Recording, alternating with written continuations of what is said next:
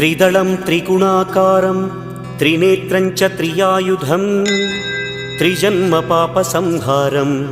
एकबिल्वं शिवार्पणम् त्रिशाखैः बिल्वपत्रैश्च अच्छिद्रैः कोमलैः शुभैः तव पूजां करिष्यामि एकबिल्वं शिवार्पणम् कोटिकन्या महादानं तिलपर्वतकोटयः काञ्चनं शैलदानेन एकबिल्वं शिवार्पणम् काशीक्षेत्रनिवासं च कालभैरवदर्शनं प्रयागे माधवं दृष्ट्वा एकबिल्वं शिवार्पणम्